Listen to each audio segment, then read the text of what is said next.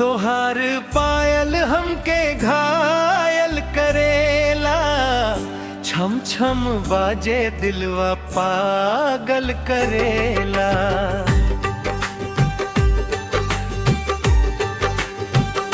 तोहरे नयनवा के जादू सजनी, दिनवा में सपना रतिया में हलचल करेला। तोहार पायल हमके घायल करेला, छम छम बाजे दिलवा पागल करेला।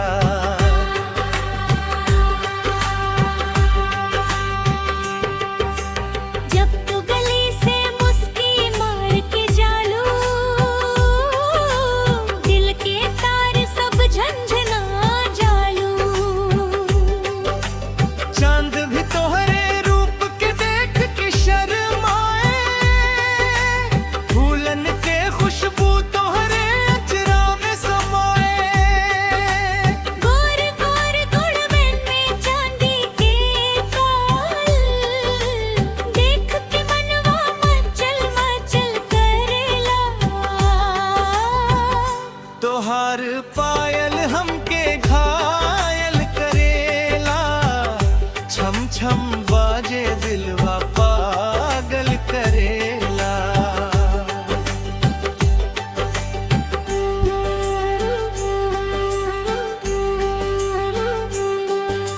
सावन के फुहार जैसन लागेलो,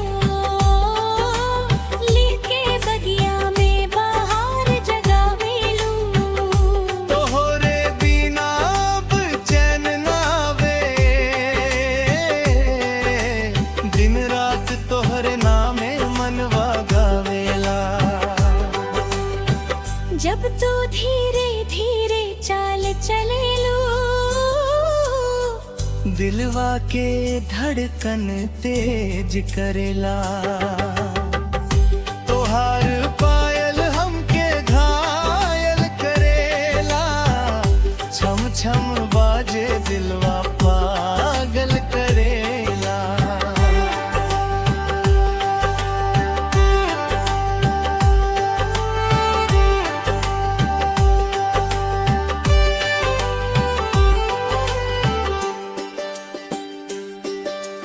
रूप तोहार सोना से चमकेला, बात तोहार मिश्री से मीठ लागेला। रौरा हंसी के जादू सुतल रुमान सभे जगावेला। तोहरे खातिर दिली बेकाबू, प्यार के दरिया में हलचल करेला।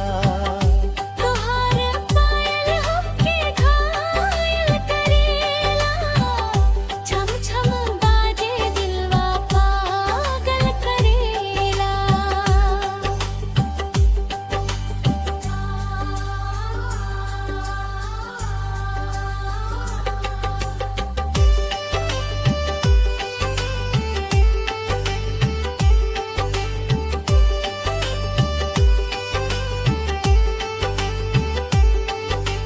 मेला होके चाहे सुनसान डगरिया,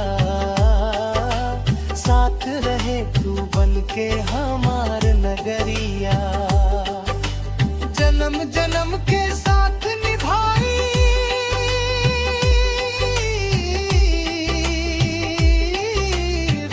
लिख देबू प्यार की नई कहानियाँ। रौरा संग जिंदगी सुहावन लागे, हर पल खुशियन के बादल करेला। तोहार पायल हमके घायल करेला, छम छम बाजे दिलवा पागल करेला। तोहारे प्यार में दिलवा दीवाना, रौरा बिना लागे सूना जमाना। छम छम बाजे पायलिया रानी।